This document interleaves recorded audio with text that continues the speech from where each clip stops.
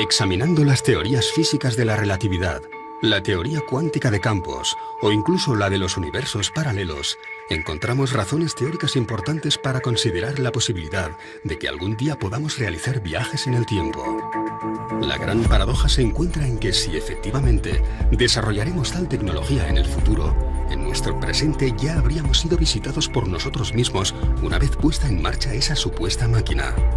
Para algunos científicos, si nadie proveniente del futuro ha logrado llegar hasta aquí, podría deberse a que nuestra raza, la humana, se agotará, se extinguirá antes de llegar a tal grado de evolución tecnológica. Pero existe otra posibilidad, y es que esos viajes en el espacio-tiempo ya se hayan producido y hayamos sido visitados por nuestros hermanos del futuro. De ser así, ¿cuándo vinieron? ¿Existe una relación entre esos posibles viajes en el tiempo y lo que hoy llamamos extraterrestres? Y lo que es más importante, ¿dejaron alguna evidencia de su viaje por el pasado? Creo que el mundo está más que capacitado para aceptar la posibilidad de que no seamos lo que creemos ser. Precisamente cuando encontramos lo imposible en la ciencia es cuando realmente podemos llegar a avanzar en ella. Es un reto, ¿no? Intentar explicar por qué hay determinados objetos que aparecen donde no deberían de estar. Cuando empiezan a aparecer las mismas piezas en otras partes del mundo, pues yo creo que ya deberían ser objeto de estudio. Todas esas cosas nos hacen pensar que tendríamos que revisar nuestra historia, que tal vez no fuimos los primeros con un desarrollo técnico en la Tierra, o que nuestras cronologías están absolutamente desfasadas. Es importante que la revisemos. La historia se va reescribiendo por sí sola con el paso del tiempo. No podemos cubrir una verdad como esa. UPART. Jeroglíficos del siglo IV a.C. donde se muestra el uso de la electricidad. Mapas que demuestran que el continente americano habría sido descubierto mucho antes de la llegada de los barcos españoles y portugueses. Cuevas que fueron habitadas hace 150.000 años, pero que poseen una compleja red de tuberías. O antiguos alfabetos que situarían el nacimiento de la escritura en la península ibérica. Son algunos de los llamados UPART, objetos fuera del tiempo y el espacio. Objetos que no pertenecen al lugar ni al momento en el que fueron encontrados. Son objetos tecnológicamente hablando que han sido encontrados en lugares pertenecientes a un periodo de la historia donde no deberían de estar, porque no había la tecnología en aquel tiempo como para desarrollar estos objetos. Lo curioso es cuando esos objetos no se resumen a uno, ni a dos, ni a tres, sino que estamos hablando de bastantes que son siendo encontrados. Se alejan un poco de lo que son los límites de los paradigmas históricos aceptados por nosotros, por los ámbitos académicos. Son objetos que aparecen en contextos espaciales o temporales extraños, alejados de los paradigmas históricos conocidos, o que demuestran algún tipo de tecnología más avanzada de lo normal para su tiempo y su espacio. Y constituyen un reto para la ciencia que los discrimina, porque no tiene cómo catalogarlos, pero también para los propios especialistas, porque nos lleva a preguntarnos muchas veces si en un pasado remoto hubo una tecnología más avanzada que la actual, y si eso fue así, ¿quién la puso encima de la Tierra? Por lo tanto, no se entronca directamente con las tesis de los antiguos astronautas, con las tesis extraterrestres. Cuando tú vas a lugares como Tiahuanaco y te plantas delante del monolito Bennett o del monolito Ponce, 7 metros de altura, es algo extraordinario, ¿no? Porque la sensación que te da al contemplar estas figuras es que no estás viendo a alguien del pasado. La sensación que te da es que estás viendo a alguien del futuro. Y eso se representó hace más de 4.000 años.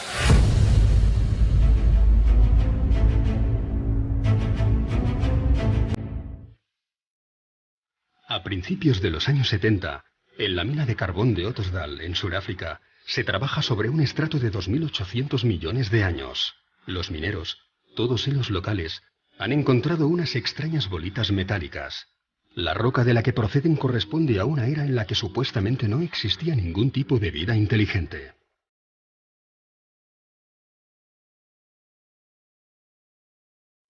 Los orígenes del hombre se remontan a más o menos a los 40.000, 50.000, 100.000 años. Estamos hablando de una cantidad de tiempo lo suficientemente importante como para desestimar cualquier tipo de intervención humana en su proceso de creación. Me parece delirante la cronología, porque es que la cronología que tienen no existía ni el primer continente conocido por nosotros, que es de hace 1.100 millones de años, me parece. Y esto está datado en estratos geológicos anteriores incluso, de 2.800 millones de años. Las esferas son pequeñas, de apenas 2 centímetros de diámetro, y tienen 3 líneas perfectas grabadas sobre su superficie. Están completamente pulidas, algunas de ellas tienen unas líneas paralelas, 3 líneas paralelas, y quizá lo curioso sea que parecen un producto terminado. El problema es quién estaba manufacturando productos hace 3 millones de años. No son naturales. La naturaleza hace formas muy caprichosas, pero aquellos surcos así, para mí esos surcos no son naturales, son hechos por alguien. Michael Cremo y Richard Thompson, tras someterlas a estudio, llegaron a la conclusión de que no podían ser de origen natural. Su exterior está formado por una aleación de acero y níquel imposible de encontrar en la naturaleza. Son líneas extremadamente perfectas y su interior parece estar hueco. En el momento en que hicieron un análisis por rayos X, empezaron a encontrar con que el núcleo de las esferas tenía peso negativo o densidad negativa. Así que eso es antimateria. Algunas de las esferas diseccionadas albergaban en su núcleo un material esponjoso desconocido que al entrar en contacto con el oxígeno se desvanecía rápidamente. Pero además tienen una marquita en su ecuador y tienen un agujero. ¿Será que fueron las semillas de vida aquí en el planeta Tierra? ¿Podrían ser las transportadoras de las semillas de vida para nuestro planeta? Se encontraron algunas moléculas orgánicas en su interior. Por tanto, podría ser una explicación de la teoría de la panspermia. Podrían haber sido depositadas aquí hace millones de años, para dar lugar a toda la biodiversidad que conocemos hoy en día. El Instituto Espacial de California, tras varios análisis, declaró: el equilibrio es tan perfecto que excede nuestras actuales tecnologías de medición.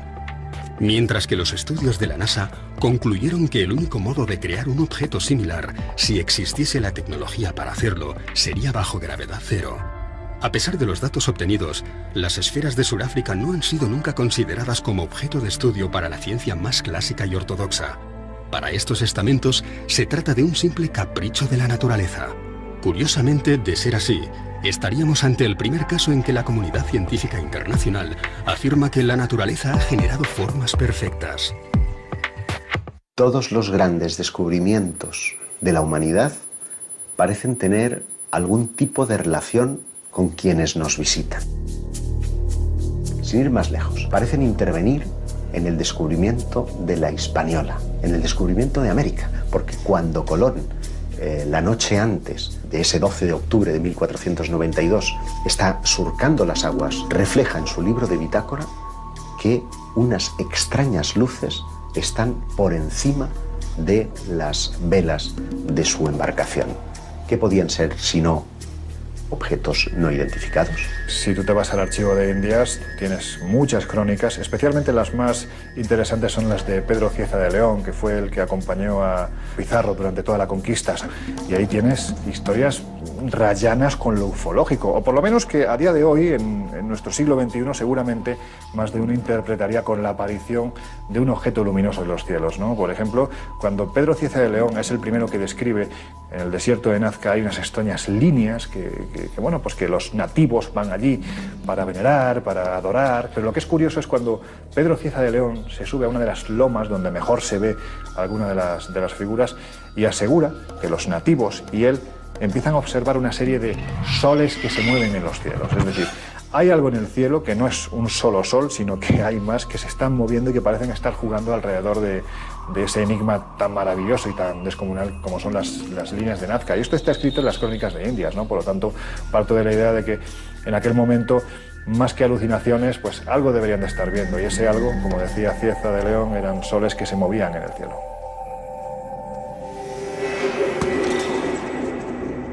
Si realmente estas luces u objetos no identificados acompañaron a los descubridores portugueses y españoles del siglo XVI, podrían estar también relacionadas con algunos de esos artefactos fuera del espacio y el tiempo que tanto intrigan a los historiadores.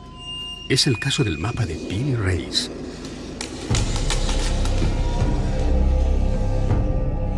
Nueve años después del descubrimiento de América, un corsario llamado Kemal Reis capturó 7 naves junto a las costas españolas.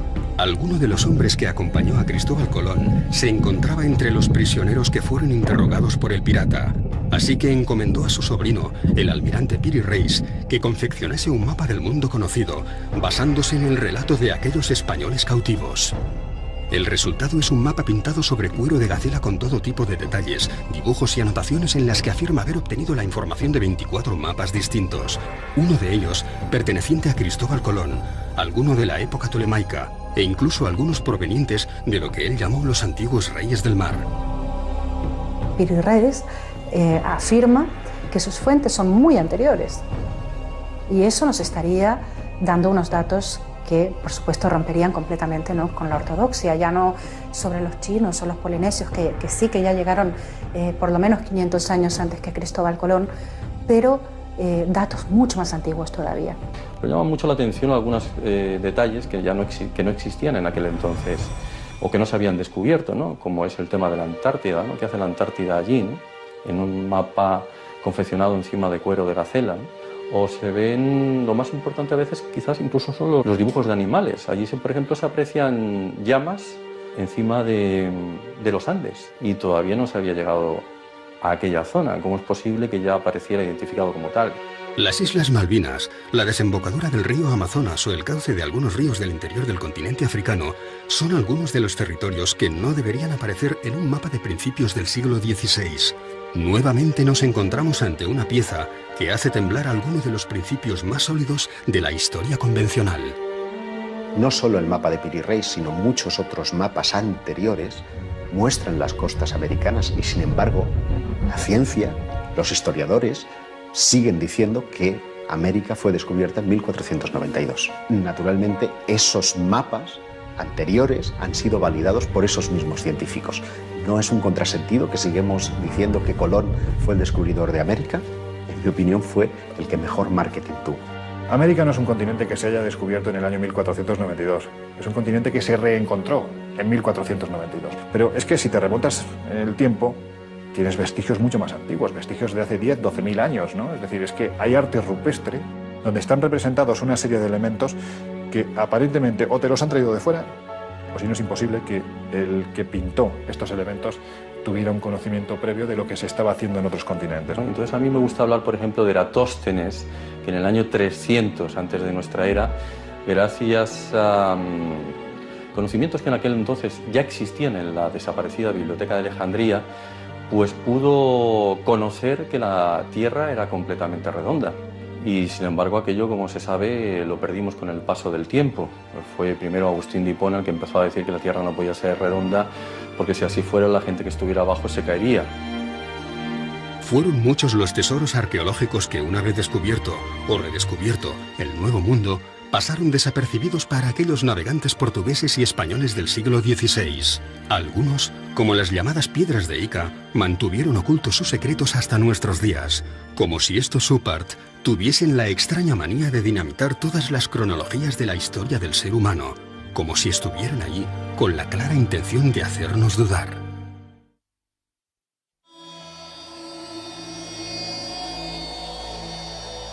Quizá otro de los oparts más interesantes de la historia venga de las piedras de Ica.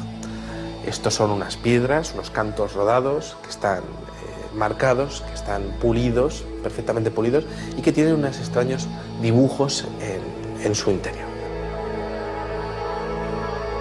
Esas piedras están mostrando diferentes estados del desarrollo de diferentes dinosaurios. Están exponiendo conocimientos muy exhaustivos sobre operaciones prácticamente a corazón abierto. Grandes dinosaurios que están siendo cazados por los hombres de aquella época. Triceratops o plesiosaurios en esas piedras. Entonces, ¿cómo conocían la existencia de esos monstruos si es que no los habían visto en algún momento, ¿no? Están mostrando a una auténtica batalla entre seres humanos y dinosaurios, algo que es imposible de pensar para la ciencia actual. La historia que se cuenta en esas piedras de Ica es prácticamente ciencia ficción. fueron descubiertas en Perú en 1966 por el Dr. Cabrera, hombre de ciencias que rápidamente se percató de que las escenas que contenían no podían haber sido descritas por una cultura anterior al descubrimiento. La mayor colección de esas piedras, más de 300, se encuentra hoy en día en Barcelona. Transfusiones de sangre, trasplantes de órganos, lentes, catalejos e incluso telescopios. Para el Dr. Cabrera solo cabían dos opciones. O una antigua civilización poseía una tecnología capaz de romper con todas las cronologías oficiales de nuestra evolución, o alguien proveniente de las estrellas y de un mundo infinitamente más desarrollado que el nuestro les hizo entrega de estos conocimientos hace miles de años. Una de las piedras muestra que de una mujer embarazada, de la sangre de una mujer embarazada, va una especie de sonda y que está comunicada con una persona a la que le están haciendo una extracción de corazón. Cuando se descubrieron esas piedras, no se sabía que la sangre de las embarazadas podría mejorar y evitar el tema del rechazo a órganos nuevos. Eso no se sabía cuando se estaban extrayendo esas piedras. Y en esas piedras, encontradas en estratos que tienen millones y millones de años, aparece perfectamente descrita. Si tenemos que barajar la posibilidad de que hace miles de años alguien hacía trasplantes de órganos, y no solo eso, además el paciente no se le moría, estamos hablando de alguien con una tecnología excesivamente avanzada. ¿Quién puede ser? Sinceramente, a mí, salvo los dioses, no se me ocurre nadie más.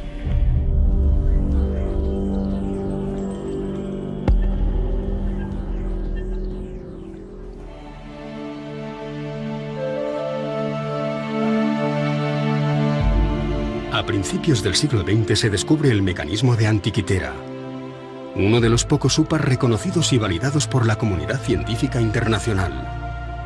Una calculadora mecánica de bronce cubierta de signos e inscripciones en griego antiguo, que fue diseñada para calcular con total precisión los movimientos del Sol, la Luna y de otros cuerpos celestes como Mercurio o Venus. Podía predecir eclipses e incluso mostraba órbitas de planetas desconocidos en las fechas en las que fue datado. El artefacto fue rescatado de las profundidades del mar, de los restos de una embarcación griega del año 150 a.C.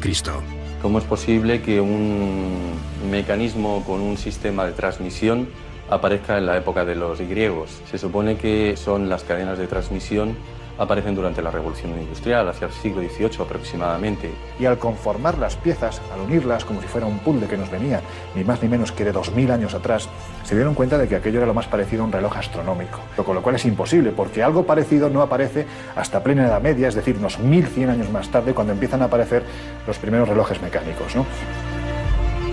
La pieza esa en particular presenta elementos del siglo XVI. Cuando se ha puesto en marcha, máquinas hechas a imagen y semejanza del mecanismo de Antikythera, pues se ha visto que con ese mecanismo se pueden seguir los movimientos de planetas desconocidos hasta el siglo XVI. Entonces, por eso es un OPAR, porque aparece en un contexto del siglo II a.C. una máquina en la que se puede observar los movimientos de planetas desconocidos entonces. Lo que denotaba este hallazgo es que había servido, pues por ejemplo, para calcular los eclipses, los movimientos de los planetas, los movimientos del Sol, de la Luna, fenómenos astronómicos como solsticios, como equinoccios, en un tiempo en el que en teoría ese objeto no tenía que existir. ¿Qué hace una máquina propia de la revolución industrial en un barco anterior a nuestra era? Todo parece indicar que nuestros antepasados poseían un grado de conocimientos mucho más elevados de lo que podamos imaginar. Y siendo así, ¿quién puso en sus manos conocimientos del futuro? Para algunos, una inteligencia no terrestre pudo haberlos instruido. Para otros, deberíamos contemplar la posibilidad real de que pronto realizaremos viajes en el tiempo. Y para la mayoría, nos encontramos ante muchos interrogantes que simplemente no tienen explicación. 2 minutes. 2 minutes, 10 seconds and counting. Oxidize the tanks from the second and third stages. Now have pressurized. T-minus 1 minute, 35 seconds. The third stage completely pressurized. T-minus. Cuando aterrizamos sobre la Luna, yo estaba aquí en España en el 69. Creo que todos nosotros pensábamos, ¿y si encuentran algo en la Luna? No tiene por qué ser un platillo volador. Todo lo que necesitaban encontrar Era un arañazo que fuera artificial. Solo una marca que fuese artificial. No debería estar ahí. Eso cambiaría por completo lo que sabemos sobre nosotros y sobre el universo. La idea de que podamos encontrar uno de estos arañazos, no solo sobre una piedra terrestre, sino sobre alguno de los cuerpos celestes a los que poco a poco vamos acercándonos, es lo suficientemente inquietante como para que incluso la Asamblea General de las Naciones Unidas haya llegado a contemplarla. En 1992, el profesor Richard Hoagland expuso para la Asamblea todos los datos conocidos hasta el momento acerca de los restos arqueológicos con los que ya se habían topado algunas de nuestras sondas espaciales. Hoagland fue compañero de la universidad del famoso astrofísico Carl Sagan. Trabajó como consultor para la NASA y para la cadena de televisión CBS, acompañando todas las grandes misiones espaciales, como la Mariner, la Voyager o la Pioneer.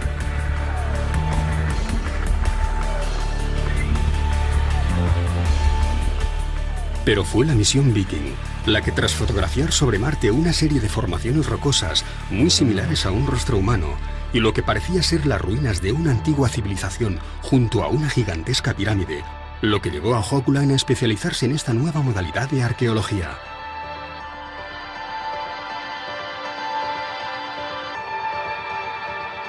Y en un seguimiento de aquello que encontró en Marte acerca de una posible civilización avanzada varios millones de años atrás que podrían tener relación con nosotros. Ellos mismos podrían ser humanos. Que esa civilización haya dejado marcas en otros puntos del sistema solar. Le pareció interesante el hecho de que la NASA y la ESA mostraran gran interés en el estudio de un determinado asteroide alrededor de Marte. El asteroide Heinz, que tiene una forma similar a la de un diamante y que, por todas sus características y el hecho de parecer hueco y que, según las pruebas de resonancia, podría tener unos corredores por el medio, en fin, según la fisonomía de aquel objeto, podría ser artificial.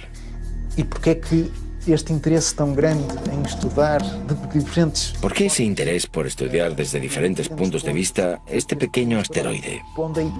Siguiendo la hipótesis de que podría ser artificial, podría haber sido una estación espacial que estuviera allí como una ruina ambulante, aún en los tiempos de hoy, muy destruida pero aún a la deriva, a la espera de que alguien la encuentre. Si queremos, ya la encontró la NASA. Nosotros somos una partícula apenas en el universo, así que sería muy antropocentrista, ¿no? O antropocéntrico pensar que no hay nada más allá. De momento no hay pruebas contundentes de estructuras, sí de vida en otros planetas, pero no me extrañaría nada porque yo estoy convencida de que no estamos solos en el universo.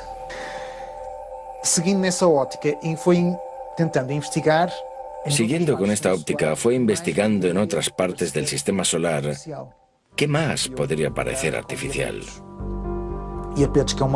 Y se dio de bruces con Iapetus. Iapetus es una luna de Saturno. Tiene una columna en su ecuador que sugiere que dos partes se ensamblaron. Visto en perspectiva, se distingue que la luna no es totalmente redonda. Tiene aristas. ¿Cómo es que un satélite natural tiene aristas? Por otro lado, tiene una serie de pequeñas semejanzas con una estructura que estuviera cediendo.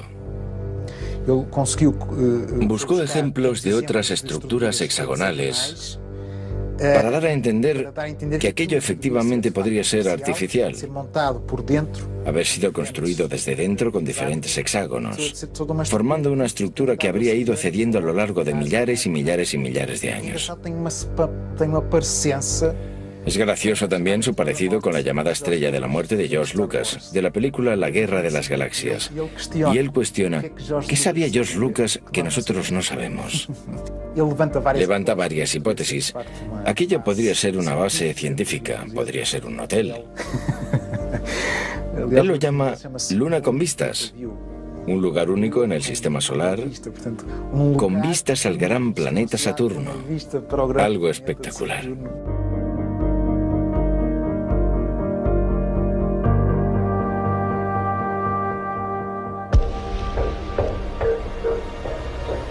¿Dónde viene escrito quiénes somos? O mejor dicho, ¿dónde viene escrito quiénes fuimos? Puede que aún no hayamos encontrado la pieza arqueológica definitiva, pero da la sensación de que, cuanto más excavamos y removemos nuestro pasado, más preguntas desenterramos. Está admitido que el nacimiento de la escritura está en torno al 3500 a.C. en la región de Mesopotamia. Pero sin embargo, algunos hallazgos inquietantes hacen preguntarnos y cuestionarnos si esa datación es fidedigna, porque por ejemplo, en Francia como en Portugal hemos encontrado alfabetos que parecen aludir a que el inicio de la escritura habría entrado por la península ibérica. En Albaon, a finales del siglo XIX, por allá por 1895 y hasta 1903, se encontraron en las inmediaciones de Dólmenes algunas piedras zoomorfas y antropomorfas que presentaban unos grabados parecidos a los de los signos iberotartésicos. Con figuras antropomórficas, zoomórficas, montando animales. Pero también, y es lo más importante, un conjunto de inscripciones muy próximas a un alfabeto. Por el contexto en el que fueron encontrados, porque esto sí que fue encontrado en un contexto arqueológico, y parecían tener casi 6.000 años, o sea, las dataron en el 4000 a.C. Esto, pues claro que rompería con el típico paradigma de que la escritura nació en Mesopotamia. Podría haber nacido en la península ibérica. Unos años más tarde, en los años 20, creo que fue en 1924, se encontraron los famosos signos de Glosel cerca de Vichy, en Francia, que también se parecían, curiosamente, a estos signos iberotartésicos y a los signos de Albaon. Y increíblemente, Glosel dio fechas de hasta 17.000 años. A mí me parece curioso constatar cómo Albaon, al extremo de una línea imaginaria, hasta Glosel, está situado en Francia, pero en los Pirineos, es el punto de partida y de final de una línea que tiene dos relaciones claras. Una con los megalíticos. En toda esa línea vamos a encontrar dólmenes y menires como si fueran mojones que van marcando una ruta específica. Una ruta, y es curioso, que tiene que ver con los objetos volantes no identificados. Un investigador galo, Aimé Michel, constató cómo todos los avistamientos que se producían en un solo día, en la década de los 60, parecían estar describiendo líneas rectas sobre los mapas. La más importante de todas ellas tenía su inicio en Vichy, en Francia, donde se descubrió el alfabeto de Glosel, y terminaba en Portugal, en Albaon.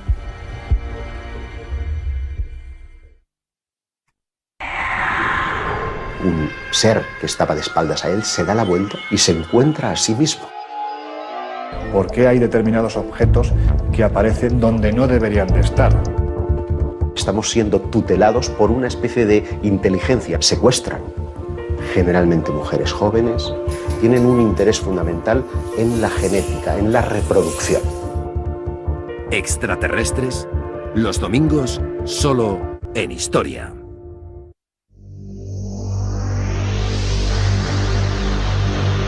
Uno de los oparts más interesantes es un tornillo que encontraron en una región de Rusia. Encontraron unas piedras que tenían 300 millones de años. De repente apareció un extraño fósil de lo que parecería ser un tornillo. Claro, ¿quién estaba hace 300 millones de años manufacturando un tornillo de tales características? Ese tornillo tenía 2 centímetros de dimensiones.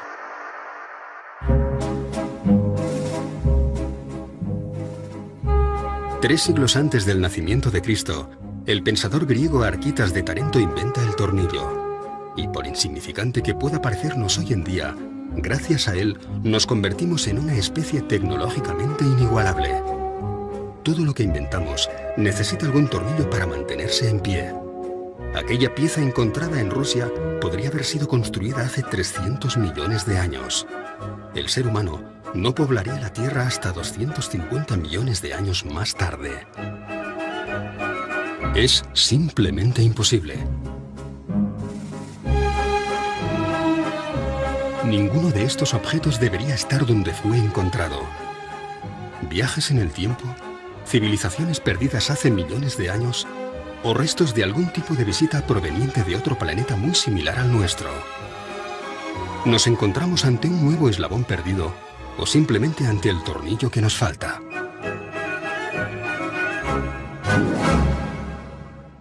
Si tú coges un metro, por ejemplo, como medida, y pones aquí al principio del metro 200.000 años, 200.000 que es nada, y pones aquí el año 2013 que estamos, hemos tenido en nuestra historia, creo, no sé si son 17 o 19 civilizaciones, fenicias, faraónicas, romanas, griegas, españolas, etcétera, etcétera. En los últimos 5.000 años, a esta escala de un metro, 200.000, y nosotros, las 17 o 19 civilizaciones que conocemos entran en 3 milímetros.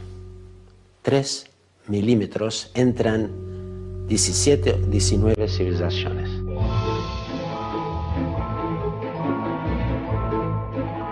A principios del pasado siglo, se generalizó la creencia de que el ser humano ya había inventado todo lo que se podía inventar. Aún no existían los relojes digitales resistentes al agua, ni los ordenadores personales, ni la fregona. Einstein aún no había desarrollado la teoría de la relatividad, no existía la máquina de coser, y los microchips y el láser no formaban parte ni de la ciencia ficción. ¿Cómo reaccionaría una persona de 1903 al encontrarse ante un ascensor, unos prismáticos o unos auriculares? Seguramente del mismo modo que nosotros, hoy, reaccionamos ante una serie de objetos que no logramos catalogar. Los UPART no solamente ponen en jaque a la ciencia más convencional, sino que desafían toda la lógica de nuestro evolucionado siglo XXI. Esto es un teléfono móvil que mi hija que llama eso un dinosaurio, pero en fin, es un teléfono móvil. Si yo cojo este teléfono móvil y lo voy atrás en el tiempo, no mucho, a 70 años, y tengo una mesa de 4 genios, Von Braun, Oppenheimer, Fermi, Einstein, y le pongo eso en la mesa.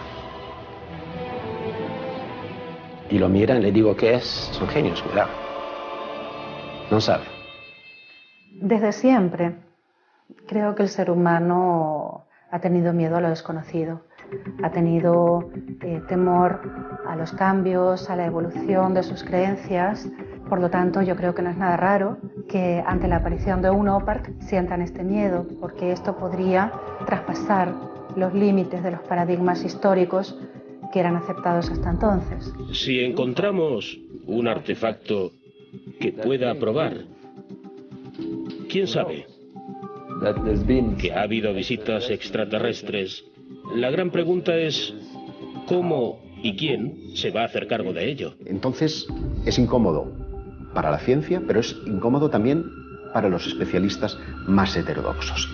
¿Y dónde radica precisamente su esplendor? Pues en que revela un nivel de tecnología impropio para la época en la que fueron encontrados. A la gente no le gustan los cambios. Estos son templos mortuorios, esto es tal y esto es cual. No, no podemos. No podemos porque necesitamos entender qué hacemos en este planeta. Necesitamos saber por qué estamos aquí, de dónde venimos, por qué somos tan diferentes del resto de la naturaleza. Y si eso nos conduce a algo más, si nos conduce a otro tipo de conexiones, ¿por qué no? Podríamos estar conectados con el cosmos.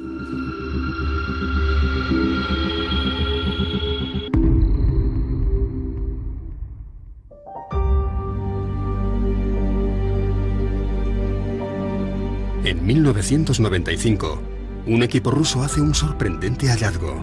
Una enorme losa de piedra que parece mostrar un mapa tridimensional de los montes Urales.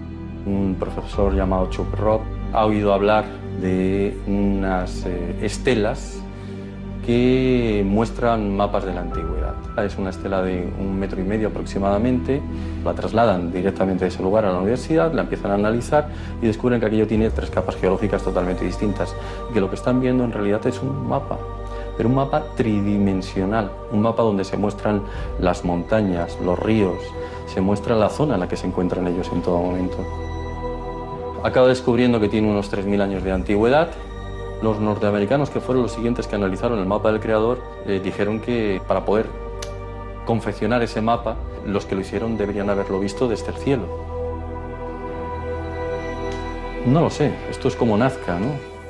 ¿Realmente se necesita llegar hasta el cielo para realizar una serie de figuras en el suelo? ¿Quién sabe, no?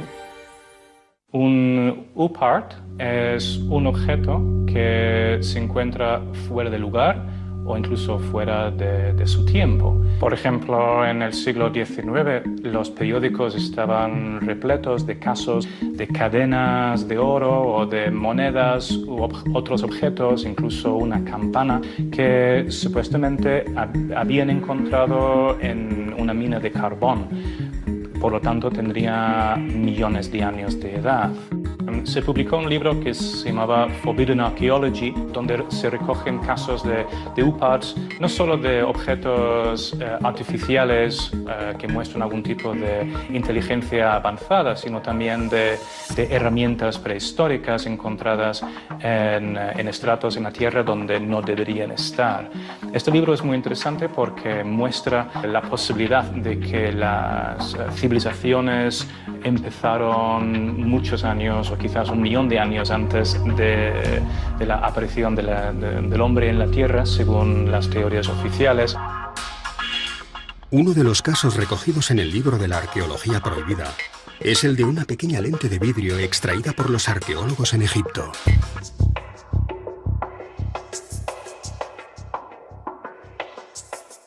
Se han hecho estudios microscópicos de esta lente y presentaba en sus extremos restos de metal, como si la pieza hubiera estado engarzada en algún tipo de montura metálica para algún tipo de instrumento de observación de los cuerpos celestes, por ejemplo. Bueno, es bien sabido que ya los antiguos pues, estaban muy interesados en la observación astronómica. Prácticamente casi todos los aspectos de su vida se regían en torno a estos conocimientos. A mí no me extrañaría nada que hubieran creado algún tipo de mecanismo para una mejor observación del cosmos. El problema es que parece ser que para conseguir este material se necesitaba un punto de fusión que en el momento no se podía conseguir. El punto de fusión necesario para crear una de estas lentes solo podría obtenerse con la ayuda de la electricidad. Pero como sabemos, los egipcios no conocían la electricidad.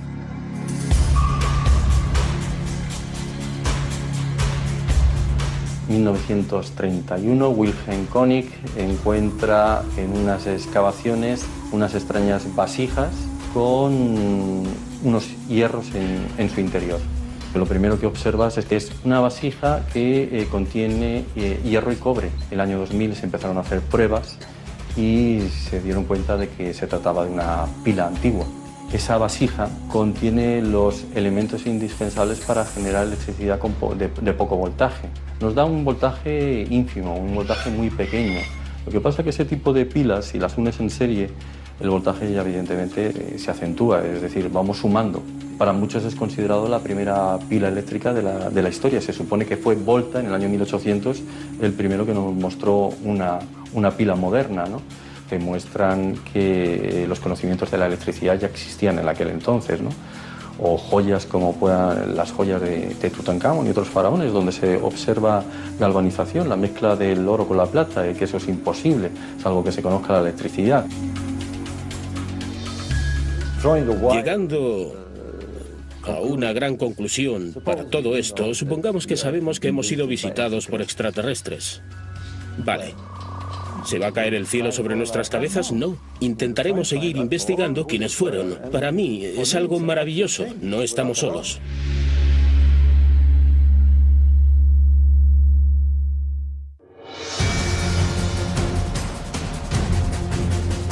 Hallazgos arqueológicos provenientes del pasado que solo pudieron haberse construido en el futuro. Mapas, escritos, extraños artefactos que nos hablan de piezas imposibles de encajar en los libros de historia. Nos encontramos ante las posibles evidencias de que nuestra tecnología será capaz de viajar en el tiempo. ¿Alguien, antes que nosotros, pudo haber poblado este mismo planeta? ¿O simplemente pasaron por aquí de visita.